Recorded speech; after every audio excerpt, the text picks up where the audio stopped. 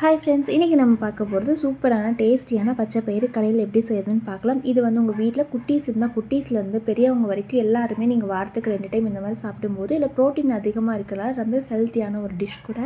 இதை வந்து நீங்கள் சப்பாத்தி, சாதம், இட்லி, தோசைன்னு எல்லாத்துக்குமே ட்ரை பண்ணலாம். ரொம்பவே ஹெல்த்தியான ஒரு டிஷ் கூட.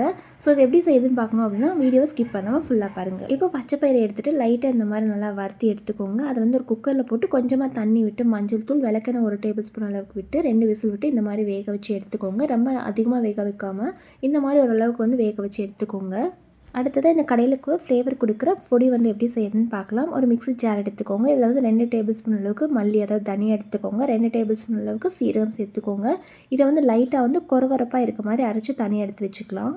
இப்போ கடையில் தாளிப்புக்கு ஒரு பேனில் கொஞ்சமாக எண்ணெய் விட்டுக்கோங்க. எண்ணெய் நல்லா காஞ்சதுக்கு அப்புறமா வந்து இதில் பொடியாக கட் பண்ணி வச்சுருக்க 2 பெரிய வெங்காயத்தை வந்து போட்டுக்கலாம். இது நல்லா பொன்னிறமாக வர அளவுக்கு நல்லா வந்து வதக்கி விட்டுக்கலாம். இப்போ வெங்காயம் நல்லா லேசாக வதங்கினதுக்கப்புறமா இதில் சின்ன சின்ன பீஸாக கட் பண்ணி வச்சுருக்க 5லேருந்து 6 பச்சை மிளகாய் சேர்த்துக்கோங்க. கூடவே பொடியாக கட் பண்ணி வச்சுருக்க ஒரு 10 பல் பூண்டையும் வந்து சின்ன சின்ன பீஸாக கட் பண்ணி அதையும் சேர்த்துட்டு இது பச்சை வாசனை போகிற அளவுக்கு நல்லா வந்து வதக்கி விட்டுக்கலாம். இப்போ இது எல்லாமே நல்லா வதங்கினதுக்கப்புறமா இதில் 2 தக்காளி சின்ன சின்ன பீஸாக இந்த மாதிரி கட் பண்ணிவிட்டு அதையும் வந்து சேர்த்துக்கோங்க. இதுக்கப்புறமா வந்து கொஞ்சமாக வந்து கருவேப்பிலை சேர்த்துட்டு அதையும் நல்லா வதக்கி விட்டுக்கலாம். இப்போ இதில் போட்டிருக்க வெங்காயம், தக்காளி, பூண்டு இது எல்லாமே எண்ணெயில் நல்லா வதங்கினதுக்கப்புறமா இதில் வந்து மல்லி, சீரகம் பொடியை வந்து போட்டுக்கலாம். நம்ம ஆல்ரெடி வந்து கொரப்பாக அரைச்சி வச்சுருக்க மல்லி, சீரக பொடியை வந்து இதில் சேர்த்துட்டிங்க அப்படின்னா உங்களுக்கு லைட்டாக வந்து ஃப்ளேவர் தெரியும். ஒரு 2 நிமிஷத்துக்கு நல்லா வந்து எண்ணெயிலே வதக்கி விடணும். இந்த மாதிரி நல்லா வதங்கினதுக்கப்புறமா இதில் வந்து பச்சை பயிரை வந்து சேர்த்துக்கலாம். இப்போ இது எல்லாமே நல்லா வதங்கிட்டு பச்சை வாசனை போனதுக்கப்புறமா வேக வச்சுருக்க பச்சை பயிறு இதில் போட்டுக்கலாம். போட்டுட்டு நல்லா மிக்ஸ் பண்ணி விட்டுக்கோங்க. இப்போ தேவையான அளவுக்கு உப்பு சேர்த்துட்டு கொஞ்சமாக லைட்டாக தண்ணி சேர்த்துக்கோங்க. அதிகமாக வேண்டாம், கொஞ்சமாக தண்ணி சேர்த்துட்டு இது எல்லாமே நல்லா மிக்ஸ் பண்ணி விட்டுக்கலாம். இப்போ இது வந்து ஒரு 5 நிமிஷத்துக்கு நல்லா கொதிக்க வைக்கணும். ஒரு 2 நிமிஷத்துலேருந்து 5 நிமிஷம் நல்லா கொதிக்க வச்சு மிக்ஸ் பண்ணி விட்டே இருங்க.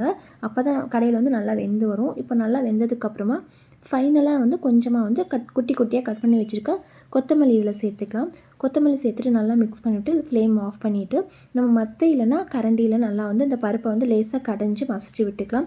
இந்த மாதிரி பண்ணும்போது நல்லா கடைஞ்சி நமக்கு ஒரு டேஸ்ட்டு கிடைக்கும். அதுக்காக நல்லா வந்து இதை கரண்டி இல்லைனா மத்தில் நல்லா மசிச்சு விட்டுக்கலாம். இப்போ பச்சை பயிறு கடையில் செய்கிறீங்க அப்படின்னா கடையில் செய்கிறதுக்கு முன்னாடி வேக வச்ச பச்சை பயிறு கொஞ்சமாக எடுத்துக்கோங்க. இதில் வந்து சர்க்கரை இல்லைனா கரும்பு சர்க்கரை ஏதாவது சேர்த்து உங்கள் வீட்டில் குட்டீஸ் இருந்தால் அந்த மாதிரி நீங்கள் கொடுக்கலாம். வாரத்துக்கு 2 டைம் இந்த மாதிரி கூட அவங்களுக்கு செஞ்சு கொடுங்க. ப்ரோட்டீன் அதிகமாக இருக்குது, ரொம்பவே நல்லது. இப்போ பார்த்திங்கன்னா பச்சை பயிறு நல்லா கடைஞ்சாச்சு. அவ்வளோதான், சூப்பர் அண்ட் டேஸ்டியான ஹெல்த்தியான பச்சை பயிறு கடையில் ரெடி.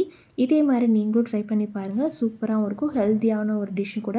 இது சப்பாத்தி, தோசை, இட்லி இந்த மாதிரி எல்லாத்துக்குமே சாதத்தில் நீங்கள் சாப்பிட்லாம். கண்டிப்பாக ட்ரை பண்ணி பார்த்துட்டு எப்படி இருக்குன்னு சொல்லுங்கள். மறக்காமல் இந்த சேனலை சப்ஸ்கிரைப் பண்ணிக்கோங்க. தேங்க்யூ.